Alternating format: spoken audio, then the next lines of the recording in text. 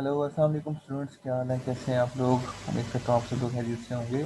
तो आज हम जो लेक्चर पढ़ेंगे वो है बिल्डिंग इंफॉर्मेशन सिस्टम। हम ये देखेंगे कि इंफॉर्मेशन सिस्टम को किस तरह से डेवलप किया जाता है, उसको किस तरह से हमने डेवलप करना है, कौन से फेजेस हैं जिनसे गुजर के हमने उनको डिज़ाइन करना है या फिर बनाना है। तो किस तरह से हम इंफॉर्मेशन सिस्टम को बना सकते हैं, तो उसके क्या प्रोसेसेस होंगे, तो जिसकी वजह से इंफॉर्मेशन सिस्टम हमारे पास बन के आ जाता है। तो उसको बनाने के कुछ स्टेप्स होते हैं। सबसे पहले वो देखते हैं, एक चीज़ है system development life cycle, SDLC इसको कहा जाता है। ठीक है, तो SDLC ये क्या चीज़ है? सिस्टम डेवलपमेंट लाइफ साइकिल है। बेसिकली ये एक ऐसा प्रोसेस है, एक सिस्टमेटिक प्रोसेस है, एक ऑर्गेनाइज्ड वे है जिसमें इंफॉर्मेशन सिस्टम जो है उसको बनाया जाता है, या किसी भी सॉफ्टवेयर को बनाने के लिए इसी को यूज़ किया जाता है। या हर सॉफ्टवेयर को बनाने के लिए सॉफ्टवेयर डेवलपमेंट लाइफ साइकिल को या फिर सिस्टम डेवलपमेंट लाइफ साइकिल को इस्तेमाल किया जाता है। Organise way to build information system क्या है? बेसिकली ये एक ऑर्गेनाइज वे है, एक ऑर्गेनाइज्ड है। ये नहीं कि कोई फेज पहले आ रहा है कोई बाद में आ रहा है, ऐसा नहीं है। एक प्रॉपर प्लानिंग के साथ इसको बनाया गया है, और ये ऑर्गेनाइज वे है और सिस्टमेटिक वे जिसको कह सकते हैं। ये सिस्टमेटिक और ऑर्गेनाइज्ड वे है जिसमें हम इंफॉर्मेशन सिस्टम को बना सकते हैं। इसके 5 फेजेस हैं, और वो 5 फेजेस में बेसिकली डिफरेंट स्टेप्स हैं जिनको फॉलो किया जाता है entire usable life of A system. यानी कि ये जब तक सिस्टम रहता है उस वक्त तक हम इसको यूज़ भी कर सकते हैं। ठीक है, तो ये 5 फेजेस कौन कौन से हैं? फर्स्ट हम देखते हैं पूरे के पूरे फेजेस को, यानी कि एक ही बार है। एक एक झलक में हम इन सारे फेजेस को देखने जा रहे हैं। फेज 1 में क्या होता है? Need analysis. ठीक है, फर्स्ट फेज में क्या है? Need analysis. सेकेंड फेज जो है वो सिस्टम डिज़ाइन का है, एंड फेज 3 जो है वो डेवलपमेंट का है। इसमें लोकल डेवलपमेंट है और एक्विजिशन है। एक्विजिशन मीन्स कि किसी चीज़ को एक्वायर करना, ठीक है, या किसी और से बनवा लेना। लोकल डेवलपमेंट यानी खुद बनाना।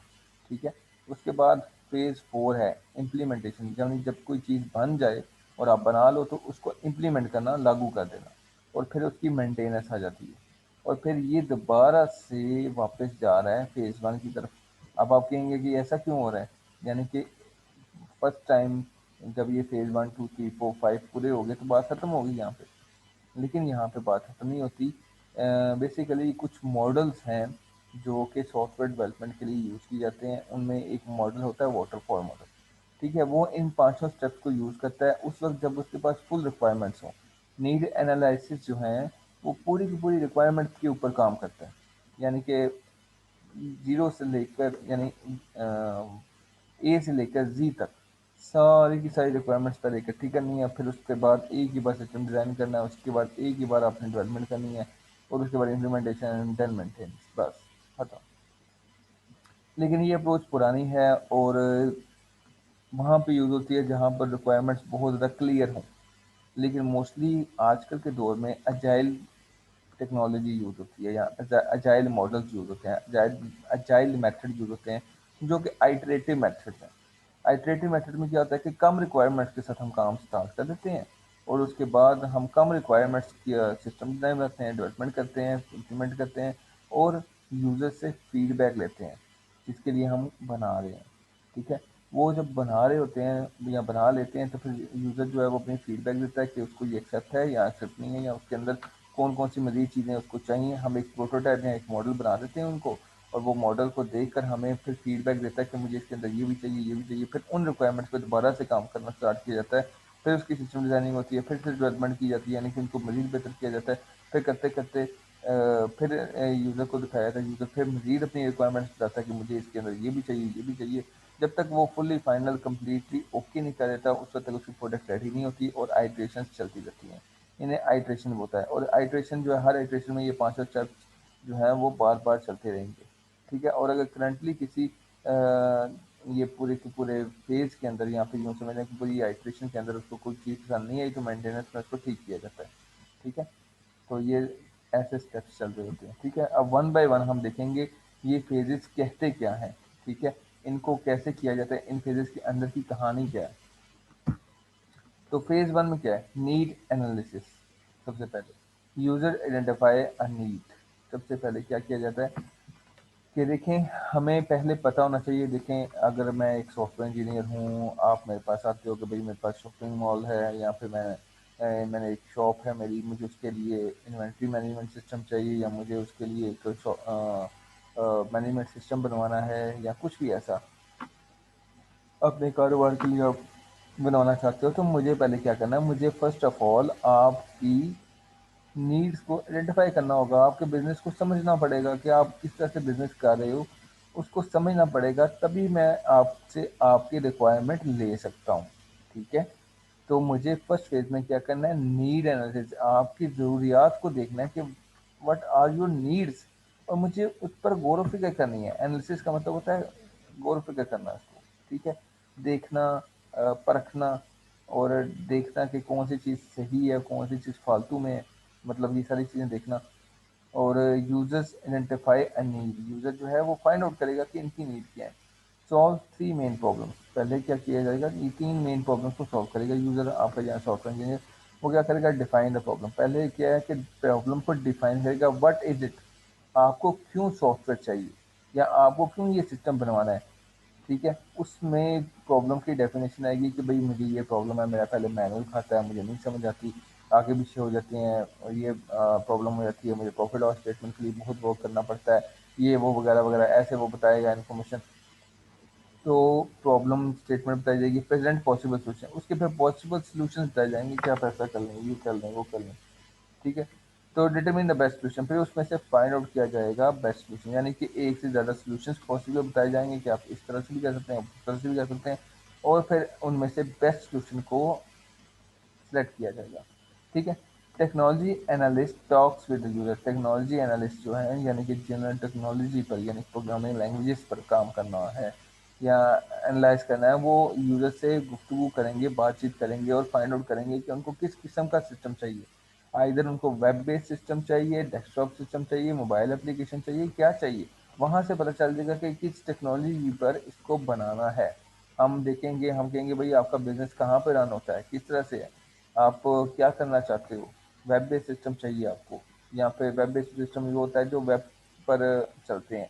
ठीक है, जिनको इंटरनेट की ज़रूरत होती है, जैसे कि वेब एप्लीकेशन हैं, जैसे कि फेसबुक है या इस तरह से चीज़ें, या फिर यूँ समझ लो कि जो बेसिकली वेब साइट पर या वेब एप्लीकेशन जिसकी बनती है, ठीक है, जो ब्राउज़र्स पे ओपन होते हैं, अगर वो चाहिए तो उस पर बात की जाएगी। अगर वो नहीं तो डेस्कटॉप सिस्टम चाहिए, डेस्कटॉप सिस्टम जैसे आपका पास माइक्रोसॉफ्ट वर्ड है, पावर पॉइंट है, एक्सेल है, ये सारे क्या हैं, डेस्कटॉप एप्लीकेशन है। ये आपके कंप्यूटर में इंस्टॉल होती हैं, सिर्फ आप ही के कंप्यूटर में इंस्टॉल होंगी। मीन्स के इंडिपेंडेंटली हर बंदे को अपनी एक अलग एप्लीकेशन इंस्टॉल करनी पड़ती है अपने यूजर अपने नीड्स के मुताबिक। ठीक है, तो इसी तरह से डेस्कटॉप एप्लीकेशन जो कि एक कंप्यूटर के अंदर रिजाइड कर लेती है, जिस कंप्यूटर में इंस्टॉल हो वही कंप्यूटर उसको यूज़ कर सकता है।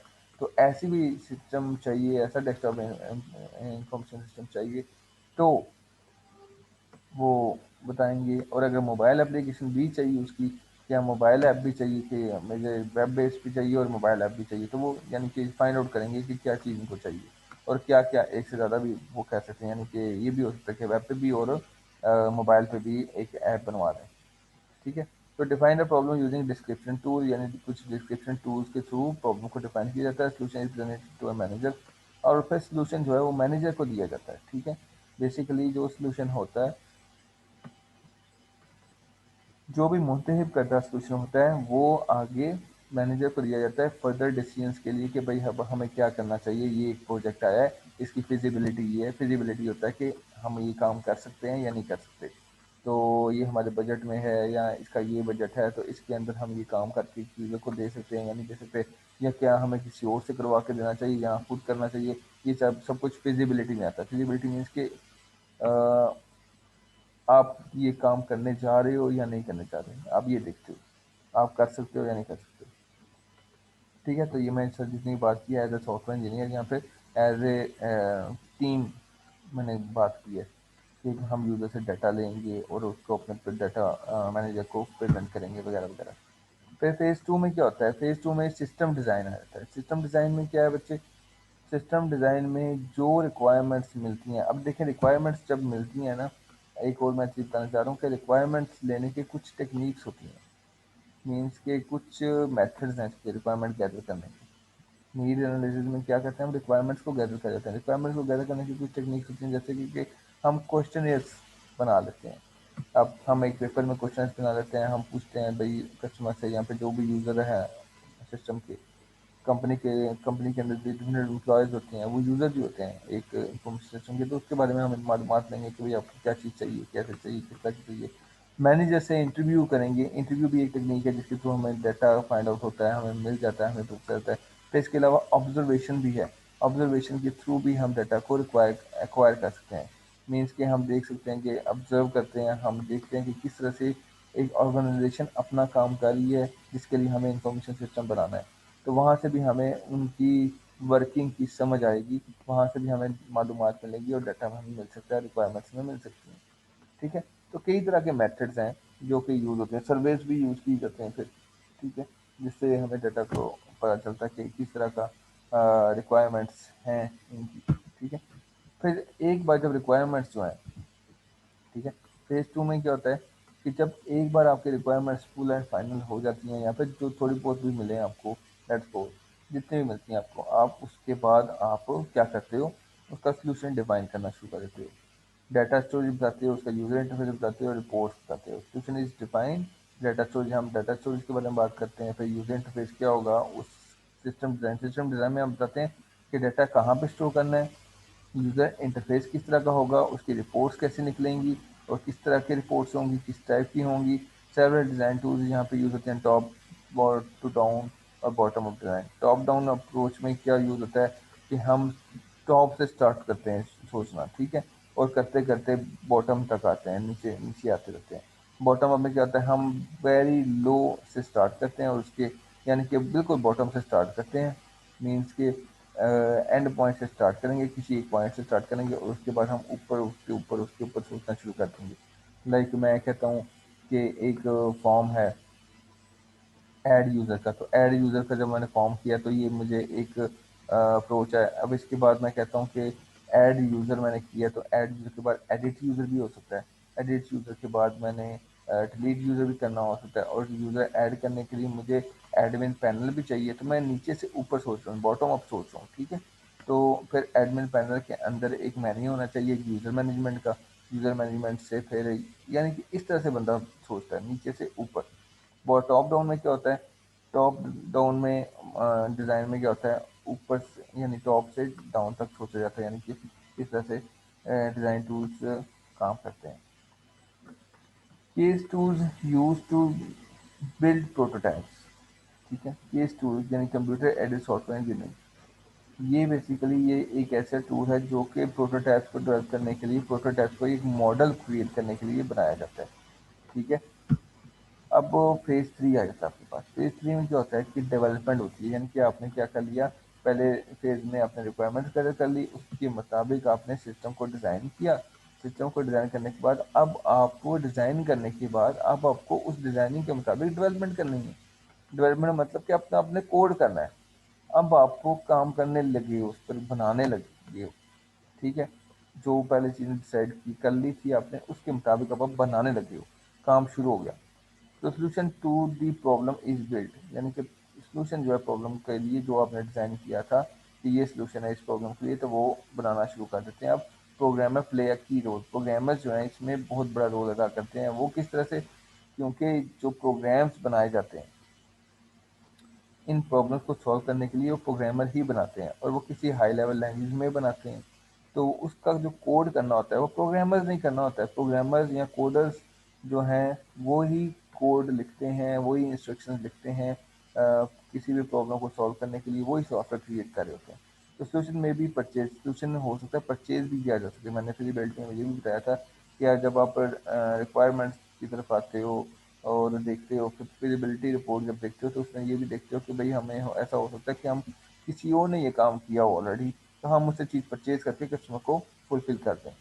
ठीक है, तो सॉल्यूशन हम परचेज भी किसी और से कर सकते हैं, तो किसी से परचेज करके भी किसी और को दे सकते हैं। ठीक है, सिस्टम में भी सॉल्यूशन में भी बिल्ट लोकली, सॉल्यूशन जो है आप खुद भी बना सकते हो। ठीक है, ये भी एक ऑप्शन है और ये परचेज वाली भी एक ऑप्शन है। आप खुद भी बना सकते हो और आप किसी और से बनवा के भी खरीद के दे सकते हो। Technical writer create instructions. Technical writer जो है ना, वो जैसे जैसे आप काम करते हो वैसे वैसे वो इंस्ट्रक्शंस को राइट कर रहा होता है, यानी कि डॉक्यूमेंटेशन कह सकते हो। कि डॉक्यूमेंटेशन में ये होता है कि what are you going in with phase, यानी कि जिस फेज में भी आप जो भी काम कर रहे हो, ठीक है, जो भी काम कर रहे हो वो आप टेक्निकल राइटर के थ्रू आप लिखते जा रहे हो डॉक्यूमेंटेशन बना रहे हो साथ साथ। और अगर कोई चेंज कर रहे हो तो डॉक्यूमेंटेशन में भी साथ साथ चेंज करोगे, क्योंकि डॉक्यूमेंटेशन एक ऐसी चीज़ है जिसमें सारा कुछ राइट डाउन किया जाता है, कि किस तरह से किस फेज में आपने क्या काम किया है, फर्दर क्या काम होगा, किस तरह से होगा, अभी जो हो रहा है वो कितना हो गया है, कितना रह गया है, वगैरह वगैरह। ये सारी चीज़ें आप डॉक्यूमेंटेशन में लिखते हो, यानी टेक्निकल राइटर जो है वो इंस्ट्रक्शंस को क्रिएट करते हैं। इसके अलावा टेक्निकल राइटर जो है वो इंस्ट्रक्शंस को बताते हैं कि किस तरह से ये काम होना है, और वो डॉक्यूमेंट जो है वो फर्दर प्रोग्रामर्स के पास जाता है। उन प्रोग्रामर्स जो है वो फिर उन डॉक्यूमेंट के मुताबिक जो है वो फर्दर काम करते हैं। सॉल्यूशन इज रिपीटडली टेस्टेड, यानी कि जो भी आप सॉल्यूशन बना लेते हो तो उसकी बार बार टेस्टिंग की जाती है, ताकि मेक श्योर किया जाए कि सॉल्यूशन जो है वो ठीक ढंग से काम कर रहा है।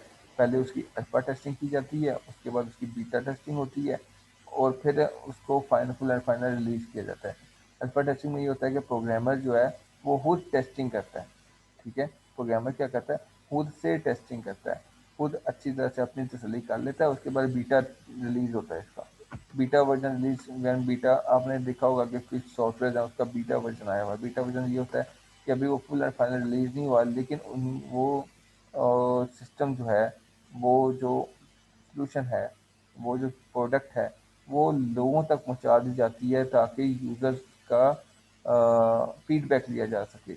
यूज़र जो हैं जो इनको यूज़ करें वो इसका फीडबैक दें और बताएं कि भाई हाँ जी, हमें बताएं कि इसमें, हमें ये बताएं कि इसमें कोई प्रॉब्लम है या नहीं, कोई प्रॉब्लम तो नहीं आ रही, और अगर कोई प्रॉब्लम आ रही है तो हमें उसकी फीडबैक दी जाए।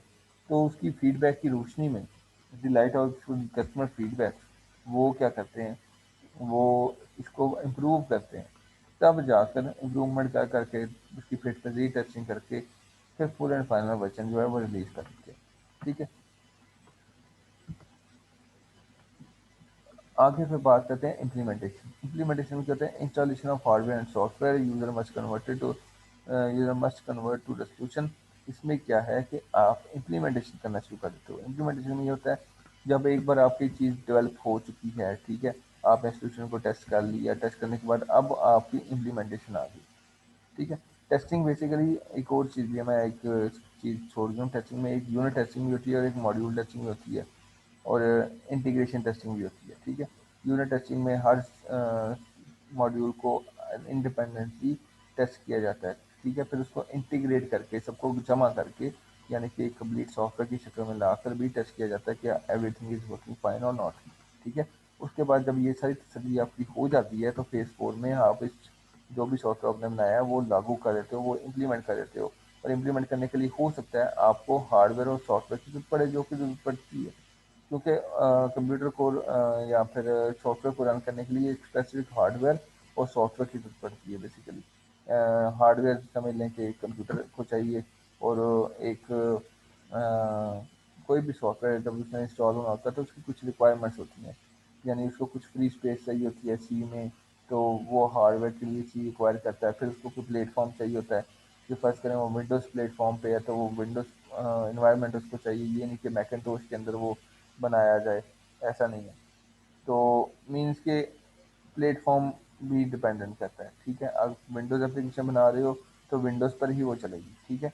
अगर आप मोबाइल पे बना रहे हो तो मोबाइल पे चलेगी, और अगर वेब पे बना रहे हो तो वो वेब पे चलेगी। तो वो रिक्वायर्ड सॉफ्टवेयर भी चाहिए और हार्डवेयर भी चाहिए, ठीक है। User must converted to solution, यानी अब यूज़र को सॉल्यूशन की तरफ कन्वर्ट कर दिया गया है। अब उसको उसका जो पुराना सिस्टम है उसको रिप्लेस कर दिया गया है आपके नए सॉल्यूशन या आपके नए सॉफ्टवेयर से, ठीक है।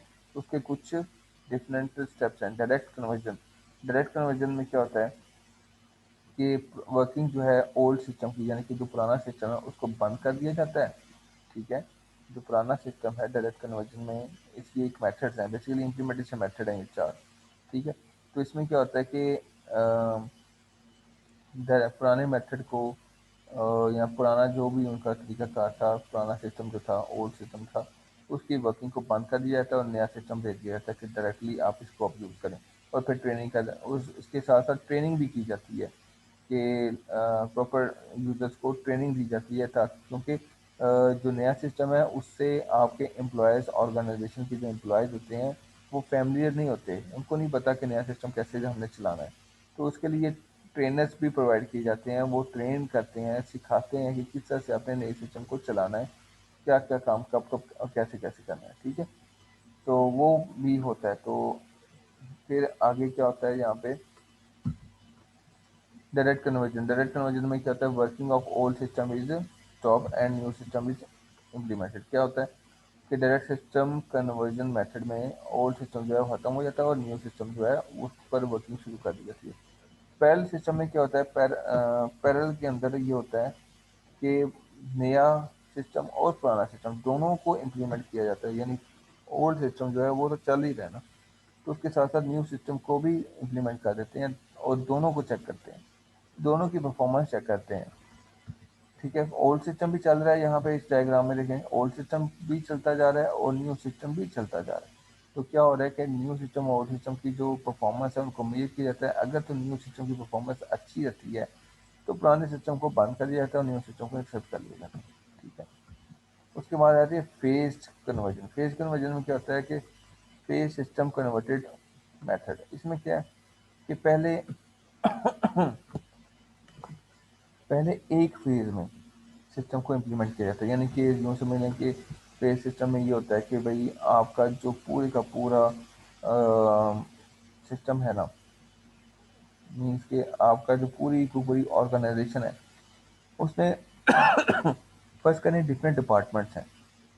ठीक है, डिफरेंट डिपार्टमेंट्स हैं, तो एक डिपार्टमेंट में हमने उस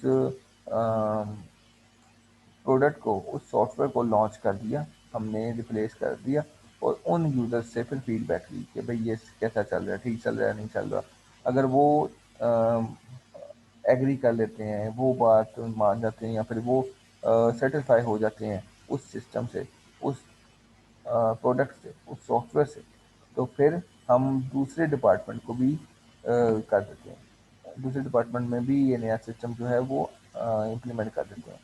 फिर दूसरे से डिपार्टमेंट से भी ये देखा जाता है, पूछा जाता है और उसकी भी एक्सपीरियंस को नोट डाउन किया जाता है, उनकी भी जो डिफरेंट प्रॉब्लम्स होती हैं उनको भी सॉल्व किया जाता है, उनकी फीडबैक को देखा जाता है। उसके बाद फिर तीसरे डिपार्टमेंट के चलते हैं, यानी कि डिपार्टमेंट टू डिपार्टमेंट हम आहिस्ता आहिस्ता फेज वाइज, एक फेज, दूसरा फेज, तीसरा फेज करते करते हम आहिस्ता आहिस्ता न्यू सिस्टम की जानिब बढ़ जाते हैं। ठीक है, यानी कि पहले ये फेज देखा जाएगा, फिर दूसरा फेज, फिर तीसरा फेज, फिर चौथा फेज, फिर पांचवा फेज, यानी कि इस तरह से करते करते फेज वाइज या डिपार्टमेंट टू डिपार्टमेंट वाइज हम ये काम करते हैं। ठीक है, ट्रेनर्स पोर्टल्स जो हैं वो पर्सनल आर क्रिटिकल। ठीक है, पायलट कन्वर्सेशन में कन्वर्जन में क्या होता है कि पायलट कन्वर्जन में आपका जो सिस्टम है उसको डायरेक्टली हम इम्प्लीमेंट कर देते हैं। देन फेज 5 में क्या होता है, आपकी मेंटेनेंस देखी जाती है। IT professional continue to monitor, यानी कि जब आपका काम सिर्फ इतना ही नहीं होता कि आपने सोल्यूशन को इम्प्लीमेंट किया और अल्लाह हाफिज करके आ गए, ऐसा नहीं है। मेंटेनेंस भी आपने करनी है, प्रोडक्ट आपने बना के लिए, सॉफ्टवेयर आपने बना के लिए, तो इसकी मेंटेनेंस की जिम्मेदारी भी आपकी है। ठीक है, तो मेंटेनेंस जो है, मेंटेनेंस कैसे की जाती है, मेंटेनेंस जो है उसका तरीकाकार ये होता है कि आईटी प्रोफेशनल जो है वो मॉनिटरिंग करते हैं, वो देखते हैं कि अगर कोई प्रॉब्लम आ रही है नहीं आ रही, कुछ ऐसा एक अदब का, वो देखते हैं कि अगर कोई प्रॉब्लम आ रही है या नहीं आ रही, तो उसको मेंटेन किया जाता है। कोई बग्स बग्स होता है, एरर्स, तो एरर्स आ रहे हैं अगर, तो उनको फिक्स किया जाता है, उनको फाइंड आउट किया जाता है, उनका रूट कॉज को देखा जाता है कि क्यों आ रहा है और किस वजह से आ रहा है, उस एरर्स को फाइंड आउट करके उसको ख़त्म कर दिया जाता है, उसको फिक्स कर दिया जाता है। इसके अलावा हो सकता है कि न्यू फीचर्स की डिमांड आ जाए यूज़र की तरफ जाने से कि भाई फ़र्ज़ करें वो कहे कि मुझे भाई ये रिपोर्ट्स हैं, तो रिपोर्ट्स की मुझे प्रिंटिंग भी चाहिए, तो प्रिंटिंग की ऑप्शन हो सकता है आपने दी हो, तो आप कह रहे हैं नहीं मुझे इस फाइल फॉर्मेट में नहीं, मुझे पीडीएफ फॉर्मेट में इसकी प्रिंटिंग कर दें। तो उसने क्या किया, एक न्यू फीचर की डिमांड की, तो उसके लिए भी आपके सिस्टम में थोड़ी सी वर्किंग करनी पड़ती है और उसको एक अपडेट की सूरत में वो आपका सिस्टम आ जाएगा। मीन्स कि एक न्यू फीचर भी ऐड कर दिया जाता है मेंटेनेंस में, ठीक है। यूजर ऑफन सजेस्ट बैग्स और फीचर्स, यूजर जो है वो बग्स और फीचर्स सजेस्ट करते रहते हैं अक्सर कि ये बग आ गया है, ये प्रॉब्लम आ गई है, या हमें ये फीचर चाहिए वगैरह वगैरह। तो वो मेंटेनेंस में हम उसको इम्प्रूव कर देते हैं, चेंज कर देते हैं। आपने देखा होगा एक नई चीज़, आपने एक सुना होगा बल्कि कि जो आपके अपग्रेड होती है, आपने देखा होगा अपग्रेड अपग्रेड या अपडेशन, ठीक है, कि सिस्टम को अपडेट कर लें, सॉफ्टवेयर को अपडेट कर लें वगैरह वगैरह ऐसी चीज़। तो उसमें क्या होता है, उसमें बेसिकली कंपनी की जानिब से उस कुछ यूज़र्स की फीडबैक की वजह से सिस्टम में इम्प्रूवमेंट की जाती है, सिस्टम में कुछ नए फीचर्स ऐड किए जाते हैं, या उनकी पुरानी बग्स जो आ रही होती हैं उनको फिक्स किया गया होता है। तो वो अपडेट की सूरत में कंपनी दे देती है, जो आप इंटरनेट के थ्रू अपने सिस्टम को, अपने किसी सॉफ्टवेयर को या अपने मोबाइल एप्लीकेशन को अपडेट करते हो ना। उसमें बेसिकली क्या होता है, उसका मतलब ये होता है कि इसमें कुछ बग्स थी जिसको फिक्स किया गया है, या फिर कोई नए फीचर्स ऐड किए गए हैं। ये दो मतलब होते हैं, तो उससे वो अपडेट कर किया जाता है, ठीक है। अब आगे problem with S D L C के सर कुछ प्रॉब्लम नहीं है। एस डी एल सी एक ओल्ड प्रोसेस है, ठीक है, very slow process, companies need to respond quickly. इसमें क्या होता है भाई, सबसे पहली चीज़ एच डी एल सी जो है वो बहुत पुराना प्रोसेस है और स्लो है, क्योंकि इसमें चीज़ें चाहिए वन बाय वन करके चाहिए। तो कंपनीज को क्या होता है कि क्विकली रिस्पॉन्ड करना पड़ता है कस्टमर को, क्योंकि हमारे कस्टमर जो हैं वो भी बड़ी जल्दीबाजी में होते हैं, तो वो वेट करना इतना अच्छा नहीं समझते। तो हमें कोई ऐसा सिस्टम भी चाहिए होता है जो फौरी तौर पे हमारे लिए काम कर सके, ठीक है, या फौरी तौर पे हम उसको रैपिडली डेवलप कर सकें। तो उसके लिए आपके पास इवॉल्विंग सिस्टम डिज़ाइन मेथड्स, इसमें क्या आ जाता है आपके पास rapid application design, R A D, RAD technology आ जाती है। इसमें क्या है, develops I S system quickly, several products exist, study different development phases. इसमें क्या होता है, इसमें कुछ डेवलपमेंट फेजेस थोड़े से डिफरेंट हैं, ठीक है, और ये क्विकली आपका जो सिस्टम है वो बनाता है। ये रैड सिस्टम है, इसे बोलते हैं रैपिड एप्लीकेशन डिज़ाइन या रैपिड एप्लीकेशन डेवलपमेंट भी बोला जाता है इसको अक्सर। तो रैपिड एप्लीकेशन डिज़ाइन में क्या होता है, सेवरल सिस्टम प्रोडक्ट्स जो हैं वो एग्जिस्ट करती हैं, कई प्रोडक्ट्स हैं वो आती हैं इसके अंदर। इसके अंदर क्या होता है भाई, रिक्वायरमेंट प्लानिंग है आपके पास, यूज़र डिज़ाइन है, रैपिड कंस्ट्रक्शन है, ट्रांजिशन है और मेंटेनेंस है। ये 5 स्टेप्स हैं इसके अंदर भी, ठीक है। उसमें और इसमें बहुत ज़्यादा फ़र्क नहीं है, लेकिन थोड़ा बहुत फ़र्क है, थोड़ा बहुत, ठीक है। इसमें क्या होता है, थोड़े डिज़ाइन के साथ काम किया जाता है, थोड़ी रिक्वायरमेंट के साथ ही काम करना स्टार्ट कर दिया जाता है। रिक्वायरमेंट प्लानिंग में क्या होता है, requirement for projects are defining. पहली चीज़ में आपकी रिक्वायरमेंट जो है किसी प्रोजेक्ट के लिए वो डिफाइन की जाती है, जैसे पहले ही डिफाइन की गई थी। जॉइंट रिक्वायरमेंट प्लानिंग जीआरपी जो है ये भी यूज़ किया जाता है। जॉइंट रिक्वायरमेंट प्लानिंग में आपके प्रोग्रामर और आपके मैनेजर जो हैं वो डायरेक्टली इन्वॉल्व हो जाते हैं, ठीक है। इसमें रिक्वायरमेंट प्लानिंग पर जल्दी से काम किया जाता है। Managers from affected department provide guidance. Managers यानी कि अगर जो यानी जिस डिपार्टमेंट का प्रोजेक्ट है, ठीक है, जिसके लिए ये बनाया जा रहा है, जिन जिन डिपार्टमेंट्स के लिए बनाया जा रहा है उनके मैनेजर्स भी डायरेक्टली वो प्रोवाइड करेंगे, गाइडेंस प्रोवाइड करेंगे कि हमारे लिए ये चाहिए। फॉर एग्जांपल आपने एक स्टैट्स के लिए, ठीक है, स्टैट्स एक सब्जेक्ट है, तो उस स्टैट्स के लिए एक पूरा एक टूल बनाना है, ऑनलाइन टूल, जिसमें आप मीन मीडियन मोड ऑनलाइन निकाल सको, ऑनलाइन आप कैलकुलेशन कर सको, रिग्रेशन निकाल सको वगैरह वगैरह, ये सारे कैलकुलेशन आप ऑनलाइन कर सको।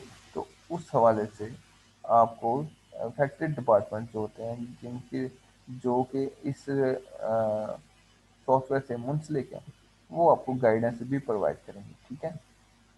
जैसे कि आपका एक सॉफ्टवेयर होता है एस पी एस एस, ठीक है, बिजनेस में इसको यूज़ किया जाता है, या फिर बी बी ए वगैरह यहाँ पे इनको यूज़ कराया जाता है। तो जो भी डिपार्टमेंट इनसे मुंसलिक होता है वो आपको गाइडेंस प्रोवाइड करते हैं, ठीक है। जॉइंट रिक्वायरमेंट प्लानिंग क्या है, ये बेसिकली एक प्रोसेस है जिसमें हाईली स्ट्रक्चर्ड ग्रुप मीटिंग जो है वो कंडक्ट की जाती हैं। हाईली स्ट्रक्चर्ड ग्रुप मीटिंग जो है वो कंडक्ट की जाती है for the purpose of analysing problem and defining requirements. के प्रॉब्लम्स को एनालाइज करना, यानी कि एक हाईली स्ट्रक्चर्ड ग्रुप मीटिंग जो है वो कंडक्ट की जाएगी, जिसका मकसद होता है कि आपने प्रॉब्लम को एनालाइज करना है, उस पर अच्छा की तरह से उसको समझना है, और उसको उनकी जो रिक्वायरमेंट्स हैं उनको डिफाइन करना होता है, ठीक है। जीआरपी जो है वो सबसेट है of more comprehensive joint application development और JAD technique that encompasses the entire system development process. तो बेसिकली ये जैड जो है, जॉइंट रिक्वायरमेंट प्लानिंग जो है, वो जैड एक और डेवलपमेंट प्रोसेस है जो कि उसका हिस्सा है, ठीक है। यानी कि जीआरपी जो है वो आपके जैड टेक्निक का हिस्सा है जो कि पूरे सिस्टम डेवलपमेंट प्रोसेस में यूज हो रहा है, इनकम्प्रेस करता है उनको, ठीक है। फिर आगे जो आपका यूज़र डिज़ाइन है फेज़ 2 में, उसमें क्या होता है कि जॉइंट एप्लीकेशन डिज़ाइन क्रिएट किया जाता है। उसमें भी आपका सिस्टम एनालिस्ट और यूज़र जो है वो इन्वॉल्व होते हैं। यूज़र प्रोवाइड डिटेल्स, यूज़र जो है वो आपको डिटेल्स प्रोवाइड करता है। यूज़र जो मानी कि जो सिस्टम जिसने बनवाना है वो आपको सारी की सारी डिटेल्स प्रोवाइड करता है कि भाई मुझे ऐसा चाहिए, मुझे ऐसा चाहिए, यानी कि उसके मुताबिक वो डिज़ाइन क्रिएट किया जाता है। सिस्टम एनालिस्ट क्या करता है, टेक्निकल डिटेल्स को सॉल्व करता है कि जो टेक्निकल है ये वो चीज़ें यूज़र की समझ में नहीं आएंगी, वो सिर्फ टेक्निकल लोगों को या टेक्निकल एनालिस्ट को या सिस्टम एनालिस्ट को ही समझ आएंगी। तो वो टेक्निकल डिटेल्स को फाइंड आउट करता है और ठीक करता है उसको।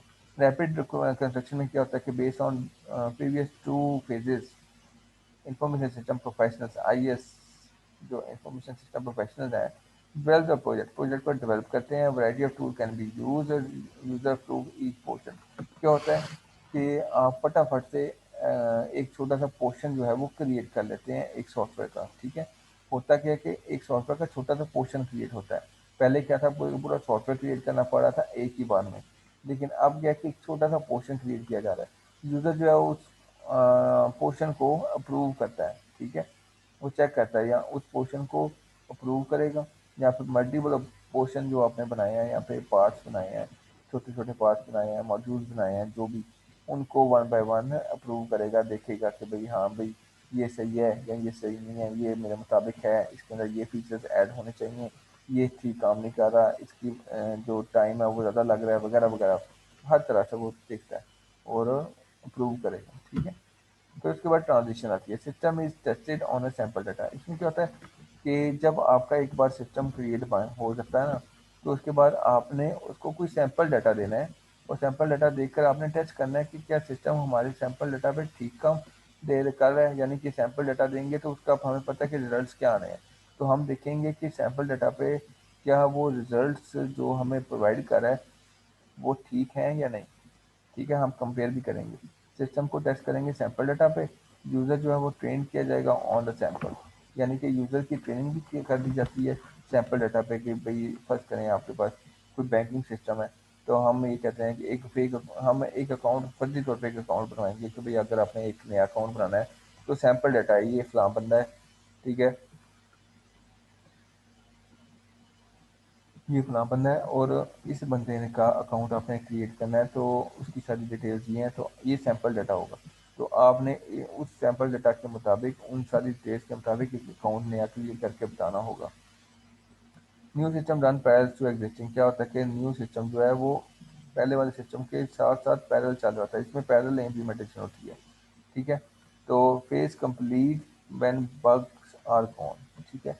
तो वो फेज जो है वो कंप्लीट हो जाता है, यानी कि इसमें क्या होता है कि न्यू सिस्टम जो है वो पहले, यहाँ पे बात करते हैं, न्यू सिस्टम जो है वो रन किया जाता है पैरेलल टू एग्जिस्टिंग, और फिर चेक किया जाता है कि किसकी परफॉर्मेंस अच्छी है और किसकी नहीं है। तो फिर न्यू सिस्टम की परफॉर्मेंस को मजीद बेहतर बनाने के लिए कोशिश की जाती है और फिर न्यू सिस्टम की परफॉर्मेंस को बेहतर किया जाता है, ठीक है। आमतौर पे आपका न्यू सिस्टम एक्सपेक्ट कर रहा होता है कि इसकी परफॉर्मेंस पुराने वाले सिस्टम से बेहतर होगी। फिर क्योंकि अगर ये ऐसा नहीं होना होता तो फिर नए सिस्टम का फ़ायदा ही क्या। तो phase complete when bugs are gone, क्या होता है कि फेज आपका तभी कंप्लीट होता है जब आपके जितने भी एरर्स आ रहे हैं एक फेज के अंदर, वो जब तक ख़त्म नहीं हो जाते उस वक्त तक आपका फेज कंप्लीट नहीं होता। ओल्ड सिस्टम जो है वो रिमूव हो जाता है, ठीक है। फेज कंप्लीट का मतलब ये है कि जब आपने इम्प्लीमेंटेशन कर दिया, सिस्टम दिखा दिया, चेक कर लिया, तो जब तक आपके बग्स जो हैं वो ख़त्म नहीं हो जाएंगे उस वक्त तक आपको ओल्ड सिस्टम को भी रिमूव नहीं किया जाता। यानी कि न्यू सिस्टम जब आप रन कर रहे होते हैं तो कुछ पॉसिबल होता है कि वहाँ पे कुछ बग्स आएंगे, तो जब तक वो बग्स भी ख़त्म नहीं हो जाते